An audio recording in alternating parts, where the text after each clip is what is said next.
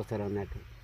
పట్టుకొస్తే ఒక కిలోకు 400 ఇప్ప పువ్వుకి. ఇప్ప పువ్వుకు 400 కేజీకి ఎంత అవుతుంది? కేజీకే కేజీకి ఎంత వస్తుంది అంటున్నా బాటిల్ ఇప్ప పువ్వుకా?